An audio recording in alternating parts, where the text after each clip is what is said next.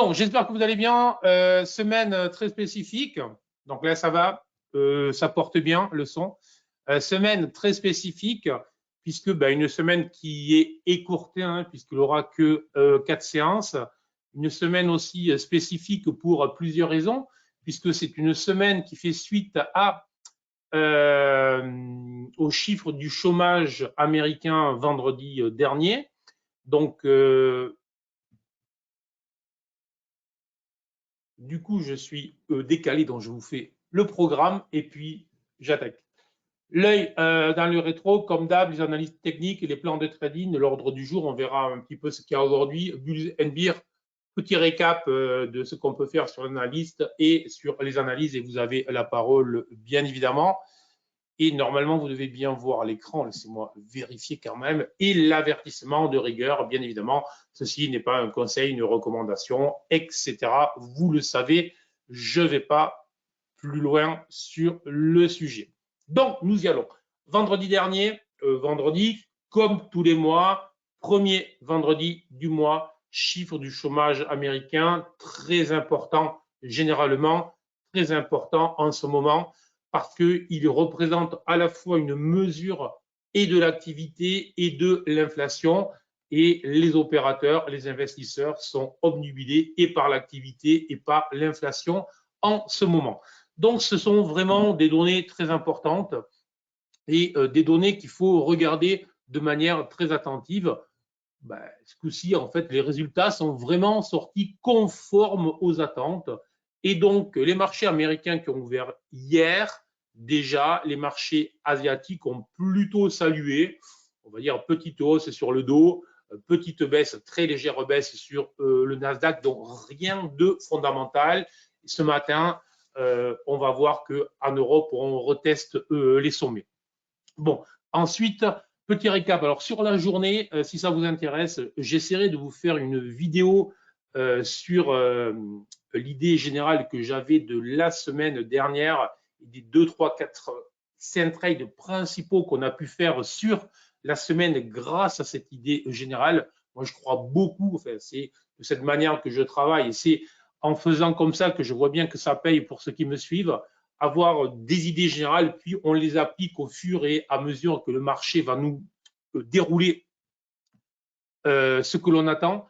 Et donc, l'idée générale de la semaine dernière, si vous vous rappelez, dès lundi, c'était quoi? J'attendais et une baisse de volatilité, et donc une baisse de l'amplitude quotidienne, de l'amplitude de points sur la journée, et j'attendais donc, je conseillais, je préconisais, c'est ce que j'ai fait moi, notamment sur le CAC, de surveiller la zone, la borne haute, on va dire, pour des niveaux short au-delà des 6380 points jusqu'à 6400, 6420 points, même plus haut, et aller chasser vers le bas des achats. Et ça, on l'a eu en fin de semaine. Donc, vraiment, on a eu vraiment cette baisse dans l'amplitude, cette baisse de volatilité. Et donc, après 2 semaines de rebond directionnel haussier, on a eu une mise en latéralité. Et pour cette semaine, je dirais, j'aime bien toujours essayer de me faire des plans sur la semaine. L'idée pour la semaine, honnêtement, je ne vais pas trop changer. Mon idée globale et générale va toujours être non plus des grosses volatilités, donc toujours des volatilités toujours en contraction, des volatilités, je rappelle, l'amplitude quotidienne, puisque là, on est bien d'accord, on parle uniquement de day trading, de scalping, de trading à la journée, et uniquement ça. Je ne vous fais pas des projections à plusieurs semaines, à plusieurs mois. Ça, on peut le faire sur d'autres sessions différentes. Donc, toujours cette amplitude réduite, toujours cette volatilité réduite et toujours cette idée de latéralité. Autrement dit, je vois peu de probabilités, peu de chances pour que le marché s'extrait violemment par le haut des sommets qui ont été réalisés la semaine dernière, et peu de chances aussi pour que les marchés enfoncent brutalement et violemment les bas qui ont été réalisés la semaine dernière. La suite et la conséquence logique de cette approche en ce début de semaine, c'est quoi? Ben, c'est que dès lors qu'on s'approchera des sommets, ben, je vais plutôt regarder pour des stratégies de type contrarienne, toujours en validation, bien évidemment. Et dès lors qu'on corrigerait, non pas ce matin puisqu'on est sur les hauts, mais on va dire un peu comme on a eu en fin de semaine dernière, si on le faisait ce soir ou demain ou après-demain vers le bas, ben, à ce moment-là, je regarderai plutôt pour des achats, car là, vraiment, on va travailler avec les forces de marché et c'est vraiment le plus important. Tous ceux qui se sont essayés à essayer de se ouais, à essayer de se montrer plus malin que le marché, et généralement, ça finit toujours mal. Voilà. Euh, voilà pour cette vision globale du marché. Et enfin, au niveau stats sur la semaine, enfin, aujourd'hui, il y a très peu de choses, il n'y a presque rien. Demain, il y a très peu de choses. Mercredi, on aura le CPI aux États-Unis, dont le CPI, je vous rappelle, c'est le chiffre de l'inflation. Alors, évidemment qu'en ce moment, c'est le chiffre très regardé. Les nouvelles devraient plutôt être bonnes, hein, puisqu'on a très clairement un ralentissement économique désormais qui s'affirme dans tous les chiffres avancés qu'on appelle. Donc, on est vraiment vers, vers, vers vers une inflation qui devrait diminuer et qui devrait poursuivre son ralentissement de manière claire. Et on aura surtout en fin de semaine aux États-Unis les premiers résultats des bancaires et après le stress bancaire que l'on a connu avec SVB, Silicon Valley Bank Co, évidemment, ça va être regardé de manière plus que très attentive parce qu'on va regarder bien évidemment les résultats. Donc, est-ce que les grosses banques américaines ont été impactées par ce qui s'est produit sur les banques régionales comme SVB? Et est-ce que, bien évidemment, les perspectives, parce qu'en tant qu'investisseur, c'est ce qui nous intéresse, hein, le passé nous intéresse de manière très moyenne. Moi, je ne m'enrichis jamais avec ce qui s'est produit.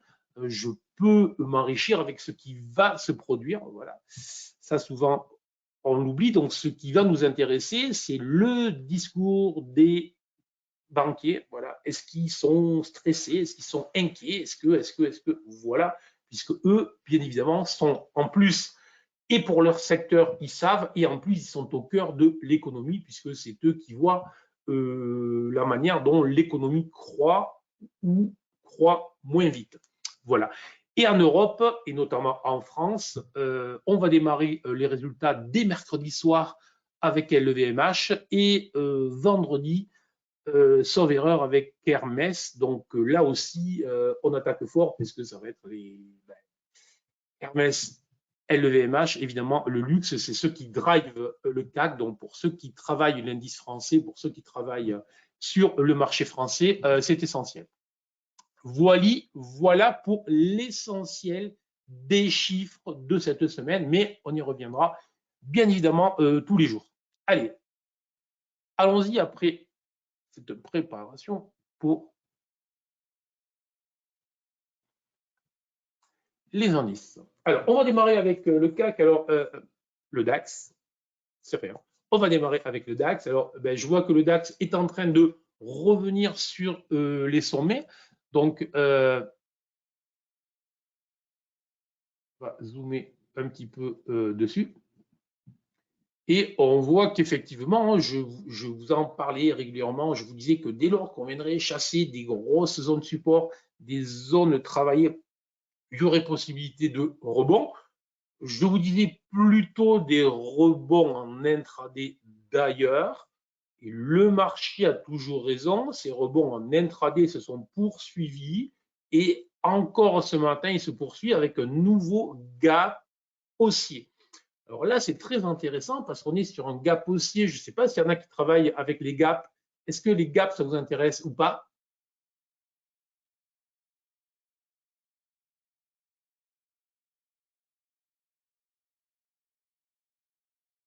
Oui, oui. On est bien d'accord que tout ce qui est là, vous travaillez en intraday. Et on pourrait être effectivement, alors là, c'est un gap qui est très intéressant. Voilà, j'y arrive, donc je vois effectivement qu'il y en a qui me parlent de troisième gap et donc de gap d'épuisement. Hein. Pour ceux qui connaissent les gaps, il y a un cycle de gap, il y a le gap de cassure, le gap de continuation et le gap d'épuisement. Alors attention, pour les vieux traders, ça faisait quand même honnêtement une dizaine d'années depuis que les banquiers centraux injectaient des liquidités à coups de, à coups de milliards et de milliards et de milliards et de milliards que je trouvais personnellement qu'il y avait une utilité moindre. Depuis maintenant 12 mois, depuis janvier 2022, moi je considère que les marchés retrouvent une certaine forme de normalité avec des interventions moindres des banquiers centraux, même si on a vu effectivement à l'occasion de SVB que on peut augmenter les taux tout en augmentant le bilan de la réserve fédérale. Bon, là, je ne vais pas rentrer dans un long sujet, mais les marchés retrouvent voilà, plus de... L'accroche-prix devient plus véridique. Et donc, les gaps redeviennent intéressants. On l'a vu sur la phase précédente haussière qui a précédé la chute SVB, on va dire. Et là, peut-être qu'on est sur une nouvelle phase haussière et de manière très claire, on avait vu la semaine dernière, je vous présentais ce gap-là comme une cible objective à réaliser. Ce gap-là, sous les 15 380 points, reste pour moi une cible objective que je viserai dans les prochaines journées. On en reparlera plus que probablement, à moins qu'un envol colossal du DAX, mais voilà. Et là, on est potentiellement sur le troisième gap du cycle qui a démarré depuis le rebond d'il y a 2 semaines. Donc, le troisième gap, potentiellement, c'est un gap d'épuisement. Alors, attention, on est à la fois sur un gap potentiel d'épuisement, mais aussi on est quand même dans une phase de marché latéral. Je ne peux pas en même temps vous dire depuis une semaine que nous sommes ensemble que je raisonnais en termes de range pour soudain vous dire que le range, je ne le vois plus. Bon, le range, je le vois, je le voyais avant que les indices se mettent en range, je le vois d'autant plus maintenant que les indices se sont mis en range. Donc, lorsque j'ai des gaps proches des résistances et qu'on accélère, notamment sur le Globex, je vous rappelle, pour ce fait, je vous dis, pour ceux qui ne connaissent pas, le Globex, c'est le marché de 8h à 9h. Le marché futur, si vous voulez, qui précède l'ouverture des marchés actions. C'est le Globex, G-L-O-B-E-X. Donc là, nous sommes en plein et nous sommes sur un Globex qui est étendu, qui est acheté pour le moment. Et donc, on va surveiller ça.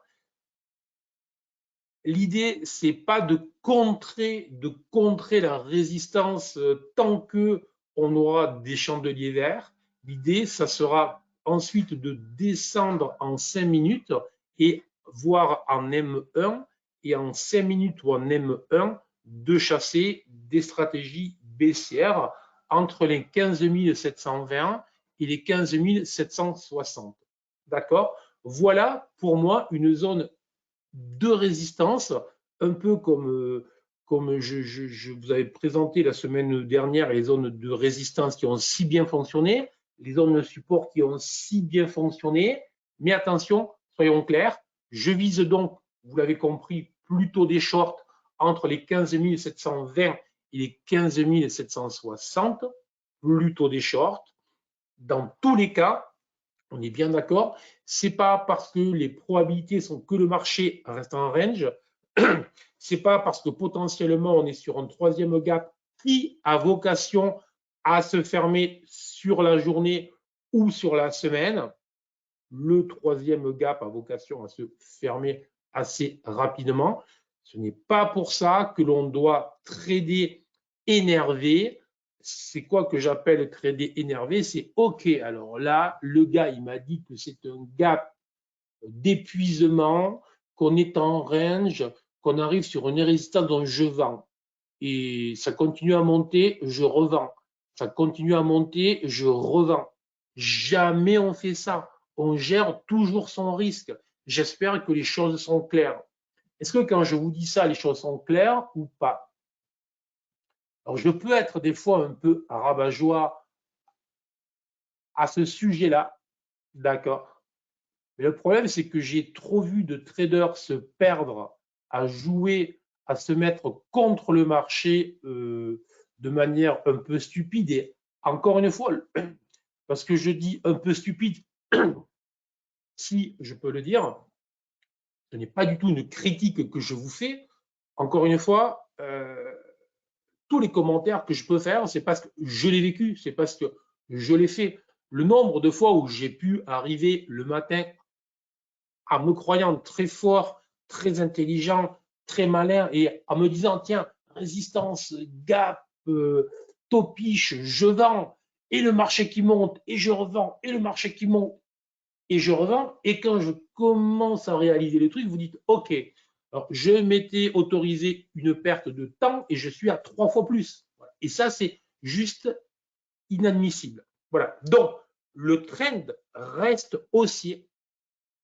Et donc, être contrarien, parce que là, c'est être contrarien, c'est juste du fait que potentiellement, on est sur un range.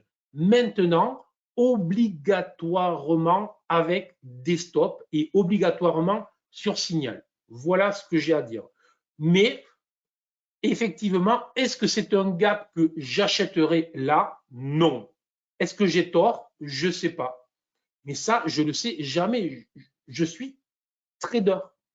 Et c'est le marché qui, à la fin, me dit si j'ai tort ou si j'ai raison. Voilà. La semaine dernière, ce plan-là a très bien fonctionné. Pour le moment, je ne vois pas de gros changements. Donc, mon idée, c'est de continuer dans ce sens, d'autant plus qu'il y a ça. Voilà. Donc, j'espère que c'est clair. Je résume, je répète, 15 720, 15 760, zone de short, non agressive, sur signal, avec stop, en gérant son risque. Les plus prudents pourront attendre, si par exemple vous travaillez avec la méthode GTS, et après vous pouvez le faire avec les outils que vous le souhaitez. Très typiquement, si j'y arrive, je sais pas ce que je fais là. Hop là. Voilà, je vais y arriver. Très typiquement, ah oui, c'est parce qu'il y a l'indicateur. Il faudra attendre au minimum que le BSI court terme et le BSI moyen terme deviennent rouges. C'est vraiment le moyen hyper simple, sans se prendre le chou. Tant que j'ai pas au moins mon BSI court terme et moyen terme qui deviennent rouges, contrer le marché n'est pas une option. Et moi, c'est ce que je ferai. C'est ce que je vous disais pour la vidéo que je vais essayer de vous faire sur la journée. Je voulais vous la faire ce week-end. J'étais occupé. Donc, j'essaierai de vous la faire sur la journée. Donc, vous pourrez la voir sur ma chaîne YouTube. Et je vous montrerai comment, de manière simple, voilà, sans se prendre la tête, on validera ce retournement. Et si jamais on avait ce retournement aussi sur le plan que je vous propose là, bien évidemment, on pourra faire. Si je peux le filmer et que je le trade en réel, ben, je vous le montrerai.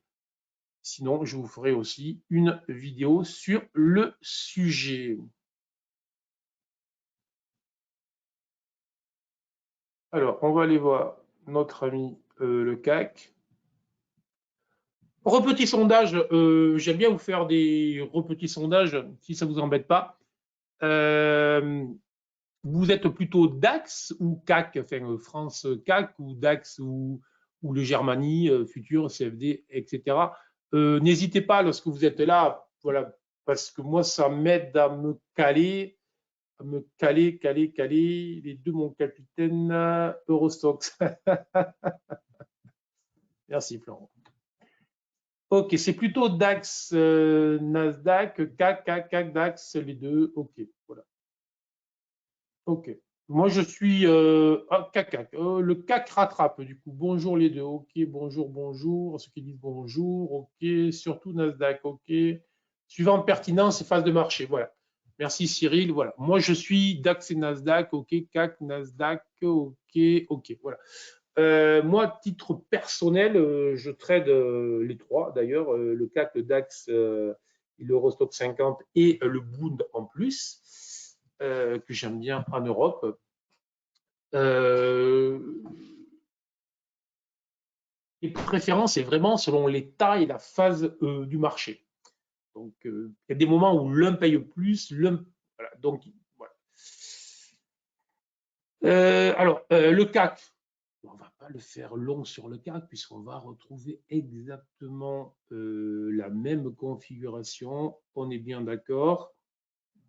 Je vous parlais, si vous vous rappelez, semaine dernière, de cette zone au-delà de 7380 points. C'est exactement ce qui s'est produit. Je suis pas, voilà. Je vous parlais des 7300 points. Ben, le moins qu'on puisse dire, c'est qu'ils sont venus chercher les 7300 points et ils ont rebondi sur ce niveau-là. Alors, est-ce que pour autant, parce que j'ai eu raison la semaine dernière, ça veut dire que je vais avoir raison cette semaine? Je ne sais pas. Encore une fois, la bonne attitude, lorsqu'on est trader, on se fait des plans, on se fait des idées, on se fait des schémas, puis on va trader en fonction de ce que le marché nous raconte. La difficulté lorsqu'on trade en temps réel, c'est d'être bien assis solidement sur nos plans de trading. Donc, je suis stable, je sais ce que j'ai décidé à froid, calmement, sans émotion, et de réagir de manière non émotionnelle à ce que le marché nous propose. Parce que souvent, OK, donc j'ai vu ça, donc le marché, puisque vous avez compris que là, le CAC entre en zone de short, puisqu'il repasse au-delà des 7380 et jusqu'à 7400, 410, 420, très clairement, pour moi, surveillance short, objectif, peut-être sur la journée, refermer ce gap. Voilà. Donc, en fait, il n'y a aucune urgence. Il n'y a aucune urgence parce que dès lors que vous vous fixez en intraday à aller gratter 5, 10, 15, 20 points, selon l'exposition, le levier que vous mettez, ce sont des objectifs raisonnables, possibles, sérieux que vous devez vous fixer. Ben, vous voyez bien que si on a un objectif intraday potentiellement baissier de fermeture du gap autour des 7340 points, à titre informatif, lorsque je travaille une fermeture de gap, je sors toujours quelques points avant. Voilà. Ça, c'est aussi mon expérience de trader où parfois, il ne faut jamais tomber amoureux de la position. Hein. Mais des fois, là aussi, on rentre, on voit que ça paye, on se dit, ah, ça va casser, ça va se retourner. Vous voyez, au lieu de raisonner en range, et raisonner en range veut dire je vends résistance, j'achète support. Ça ne veut surtout pas dire je veux que le gap se referme, que ça se retourne et que ça baisse de 300 points parce que tout va mal sur le plan économique. Pas du tout. Pas du tout. Ça veut juste dire je travaille en intraday une situation technique qui est un range, résistance, donc un marché potentiellement topiche et un gap qui est potentiellement le troisième gap. Est-ce que je suis clair lorsque je raconte ça ou pas?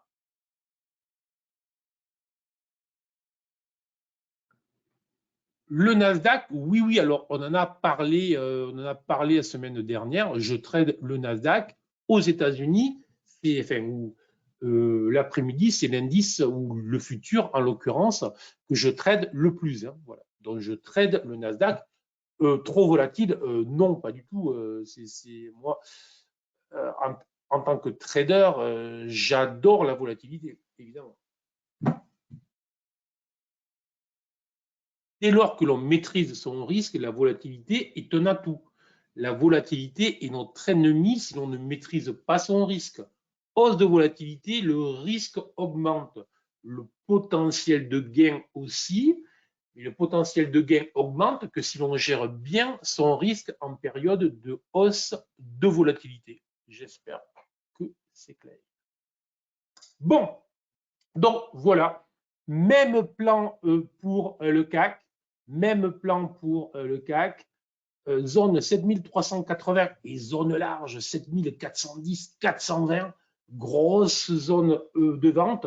Si on venait à dépasser les 7420 points sur le CAC, je commencerai à réviser mon jugement parce que cela signifiera qu'on est peut-être en train de rentrer dans une vague d'extension et donc on pourra aller chercher des points plus hauts. Je vous rappelle que la semaine dernière, je vous avais donné des objectifs potentiels sur les 7515 points sur le CAC. Je ne les oublie pas. On a toujours les 7515 points potentiellement sur le CAC, mais je ne suis pas en intraday là, donc je l'oublie, je n'en parle pas, mais je vous l'avais mis sur le plan swing, je ne sais plus si ça y est ou pas. Je l'ai modifié tout à l'heure, c'était tôt ce matin. Voilà. 7410, 420, je la trouve par report d'amplitude. Non, je la trouve avec des outils que j'ai. Voilà, c'est pas, j'ai fait aucun report d'amplitude là. Voilà.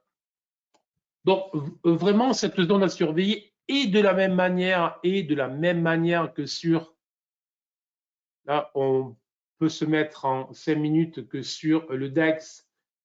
Je vous ai indiqué moi de manière claire, tant que mes indicateurs seront verts, même si j'ai des plans baissiers, je ne me mettrai pas en face le marché. J'espère que c'est clair. Je répète, tant que mes indicateurs sont verts, même si j'ai un plan baissier, je ne me mets pas en face le marché, car le marché m'indique que les acheteurs ont la main. Voilà. Dès lors que mon BSI court terme, celui du bas, puis que le BSI moyen terme deviendra rouge, à ce moment-là, si j'ai une stratégie, je pourrais décider de rentrer short en gérant mon risque. Et vous, vous pouvez le faire avec les outils que vous utilisez, bien évidemment. Voilà. J'espère que c'est clair. Et bien évidemment, j'imagine que si vous tradez en intraday, vous avez des outils, des indicateurs ou des chandeliers, enfin bref, vous avez une méthodologie. Ça, c'est une obligation qui doit vous valider un retournement. Je ne me trompe pas. Là, je suis en M5, oui. Là, je suis en M5. J'ai bien dit en M5. Sur le DAX, je voulais montrer en M1. Sur le CAC, je voulais, enfin, sur le CAC, oui, je vous le montre en M5 parce que déjà, le potentiel est suffisamment large. Donc, je pense que un signal en M5, soyons clairs, est beaucoup plus fiable qu'un signal en M1. Ça aussi, j'imagine que si vous faites du day trading, vous le savez.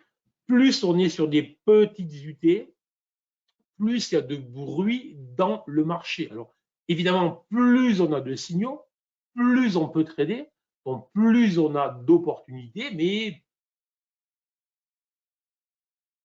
plus il y a de bruit. Plus il y a de bruit, ça veut dire moins il y a de fiabilité.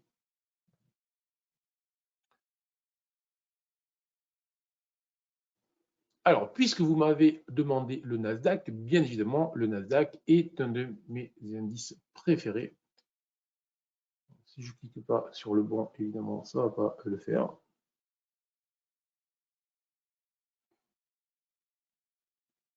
Alors, le Nasdaq, je vous rappelle, c'est l'indice cash, mais à moyen terme, là, en l'occurrence depuis le 1er février, donc vous voyez, ça fait 2 mois que je suis le plus et qui est le plus acheteur, sur lequel on a les signaux les plus haussiers, ce qui n'empêche pas, bien évidemment, qu'en intraday, à 2, 3, 4, 5 jours, il peut avoir des accès de faiblesse. Et là, c'est un petit peu ce qu'il a.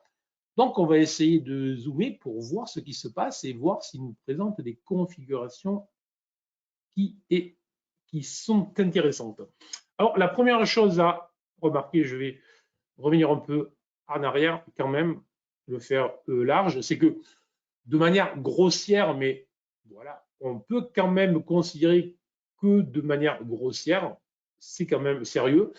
Le Nasdaq est venu s'appuyer sur une ancienne zone résistance, celle réalisée fin mars, qui avait bloqué en forme de triangle à plusieurs reprises la poussée, la hausse des cours. Donc, on est venu très clairement s'appuyer sur cette zone large autour des 2800 points.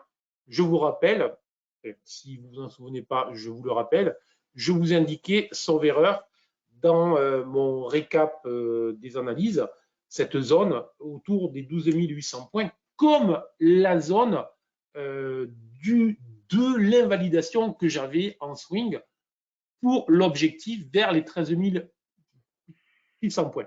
Là, je ne suis plus en day trading, donc je vais vite arrêter. Il faut vraiment que j'essaye de vous focaliser uniquement sur le day trading, sinon je pense que je vais vous perdre. Et on réglera ça au fur et à mesure aussi, c'est en fonction de vos questions. Oui, monsieur Richard. Oui, monsieur Richard, exactement. Alors, je vais répondre à vos questions tout de suite. Alors, peut-on considérer qu'on est une sorte de DB avec un creux en tour suivi d'un V-bottom? Oui, monsieur, exactement. Donc, il y en a qui suivent puisque, effectivement, c'était, pour moi, on a très clairement une inversion de polarité. Je vous ai montré la résistance autour des 12 800 points. 12 000 et on est venu proche de mon niveau d'invalidation. Si vous vous souvenez, c'était écrit la semaine dernière 12 800. On s'est approché. Depuis, on est en train de rebondir et effectivement, comme nous l'indique Richard, il nous dit qu'on a une sorte de double bottom, donc double creux, avec un creux en tour ici, un creux en tour ici, une sorte de creux en tour ici, et ici un V-bottom sur le deuxième creux. Et donc, à surveiller, donc là, on en vient à la journée, à l'intraday, à surveiller si sur la journée, ça c'est vraiment le genre de choses à surveiller, sur la journée, on va dire, si le Nasdaq évoluait dans une zone étroite entre les 13 030 et les 13 100, on va dire, et qu'il y avait une cassure de cette zone autour des, on va être plus précis, entre les 13 030 et les 13 080 points, là, et qu'on avait une cassure, par exemple en M5, des 13 090, à ce moment-là, ça serait très intéressant, puisqu'il y aurait potentiellement une double sortie, puisqu'il y aurait une sortie de cette petite zone en range. Attention, hein, dès lors que cette petite zone en range se poursuive dans la matinée, d'accord? Et si l'on s'extrayait par le haut de cette petite zone range 13 030, 13 080, qui, en report d'amplitude, nous renverrait sur les 13 130, j'imagine que vous connaissez les reports d'amplitude. Si vous ne connaissez pas, je vous l'expliquerai. Et si nous avions en plus dans cette cassure autour des 13 090 points, à ce moment-là, vous voyez bien, il y aurait ce double creux qui se déclencherait et donc là, un potentiel haussier de 230 points. Donc, un retour sur les 13 310, 20, si je compte bien. Voilà, donc vraiment à surveiller le Nasdaq, mon indice préféré à l'achat, même si ce matin, attention, ce n'est pas celui qui tape le plus haut, hein, puisque lui, il est sur des hauts qui ne sont pas les plus hauts, il est sur des hauts intermédiaires de ce double creux. Là aussi, attention, on n'anticipe pas. Pour le moment, on est dans des zones de résistance. Donc, attention à ne pas se dire, OK, l'autre, il a dit qu'il y avait un double creux là, que si ça tapait, on irait chercher. Non, non, non. On reste calme, on attend que les prix valident ce que l'on voulait. OK, OK. Le range bar, pas le temps dans le range bar, qu'en pensez-vous? Non, je ne fais pas le range bar. Existe-t-il mieux que le rendement pour un scalping précis et efficace? Je ne fais pas. Donc, je ne suis pas du tout spécialiste. Donc, je ne peux pas vous répondre à ce que je ne connais pas. Je ne parle que de ce que je connais. Donc, quand je ne connais pas, je ne sais pas.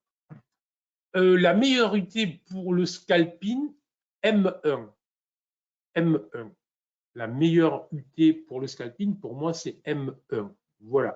Après, on peut faire du 3 minutes, donc M1, 1 minute, du 3 minutes, mais là, on est déjà, pour moi, dans du day trading. Voilà. Le 3 minutes, c'est entre le 5 et le 1.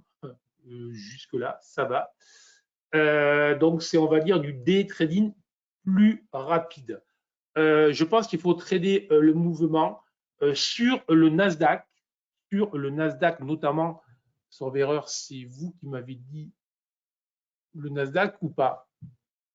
Voilà. Sur le Nasdaq, 95% de mes trades sur le Nasdaq sont dans le trend, donc dans le mouvement. Effectivement, je ne trade jamais, presque jamais contre le Nasdaq de base. Voilà. Le Nasdaq a un momentum très puissant. Voilà. Voilà. Alors, on va accélérer parce que sinon, je vais vous faire l'ouverture et je vais vous laisser le temps de vous concentrer pour l'ouverture, tranquillement. L'euro-dollar, le gold, on va terminer avec le gold et l'euro-dollar si vous voulez. Alors, le gold, je vous parlais après cette extraction, cette cassure de triangle. Je vous indiquais sur VRS cette zone 2009-2003 à regarder en tant que support et en tant que rebond. Pour le moment, si l'on regarde, rien d'invalidé, mais attention, tout est en train de devenir rouge. Alors, je ne suis pas grand fan du mouvement. L'or, je vous dis, je ne suis pas nécessairement un grand fan. Alors, ce qu'il faut regarder, c'est ça. On est en train, à l'instant même, d'essayer de s'extraire, on va dire, de la TLR. La TLR, c'est la Trend Line Résistance, l'oblique baissière, l'oblique résistance. On est en train d'essayer de s'en extraire, mais pour le moment, avec mes indicateurs, le fond d'écran est devenu rouge, donc hors de question de se repositionner à l'achat. Maintenant, si l'or devait redémarrer, aller beaucoup plus bas que ce qu'il a fait là, ce ne serait pas très bon signe. Donc, si l'or doit redémarrer, je dirais c'est sur la journée. Voilà. Vous êtes toujours sur le Nasdaq. OK. Là, est-ce que vous le voyez, l'or? OK, gold. OK. Possible descente du gold à 1920 points.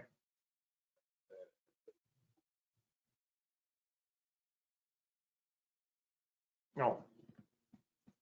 Sur les marchés, mettez-vous en tête quelque chose, c'est que tout est possible.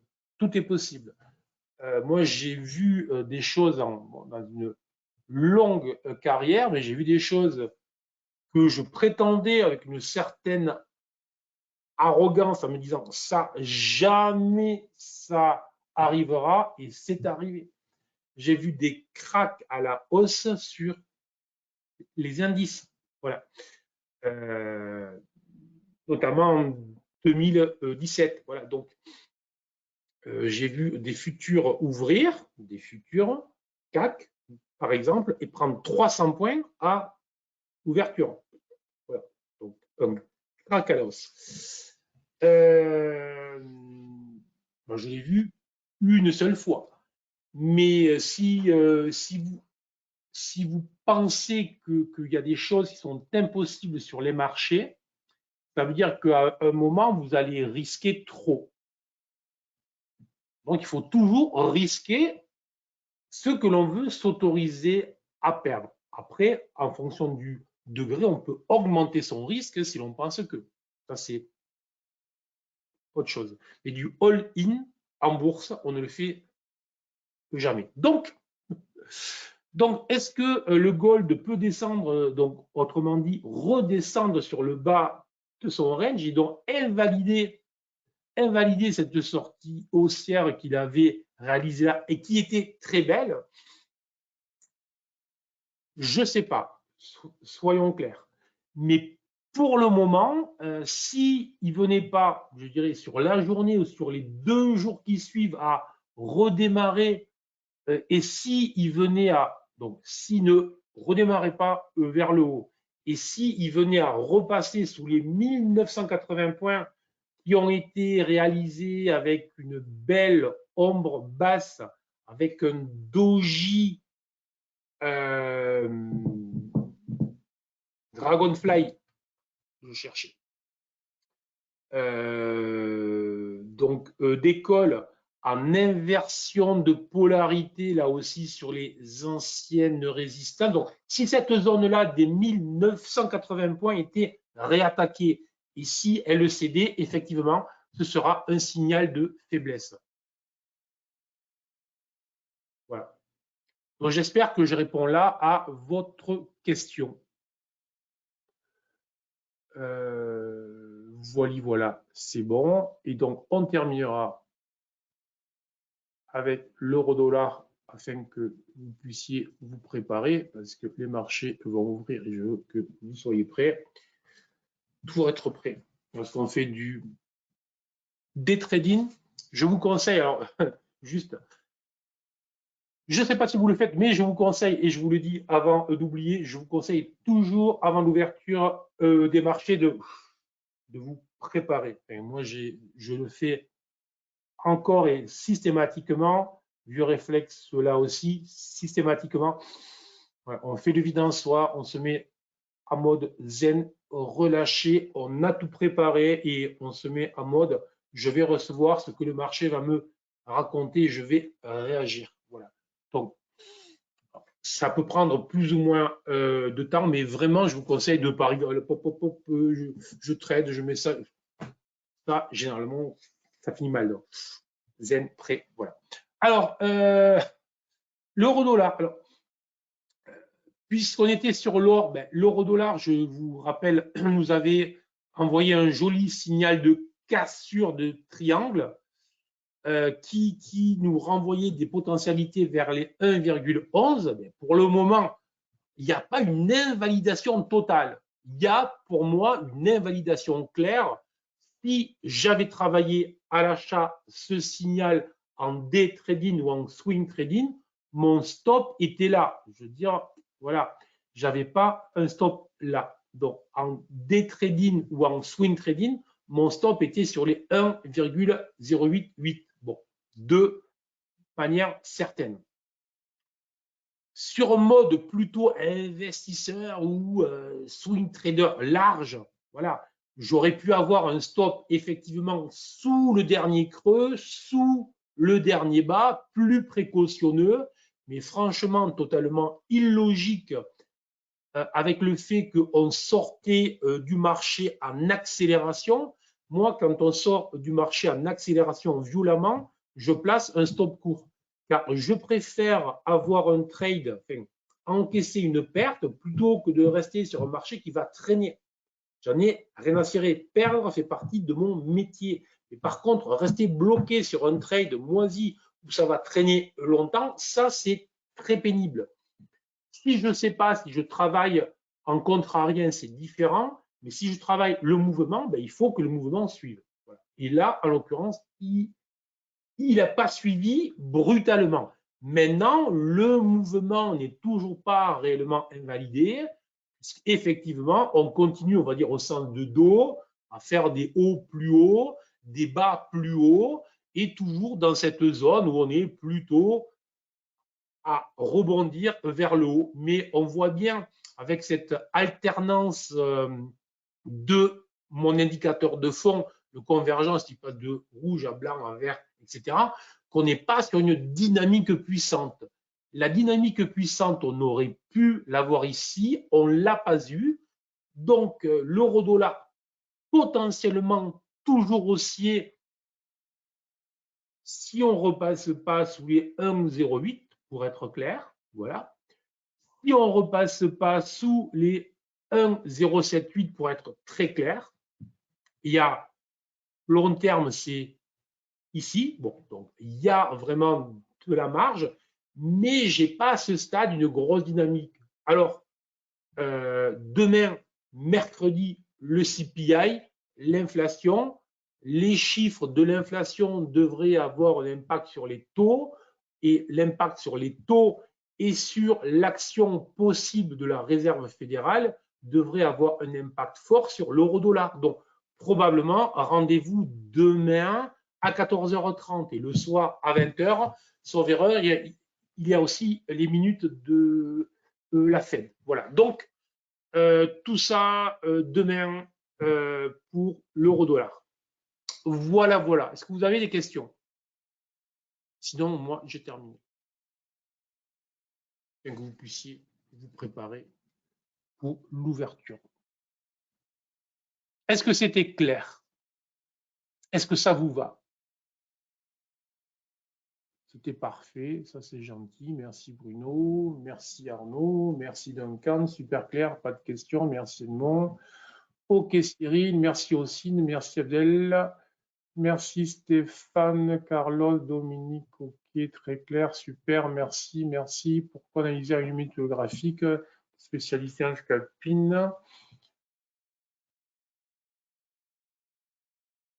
Je ne comprends pas la question. Je vous propose, Morgane, de me la reposer demain. Pourquoi analyser minutes en graphique et je vous répondrai largement. Donc, Morgane, à demain. J'espère que vous serez là. OK, a priori, tout est clair, tout va bien, c'est parfait.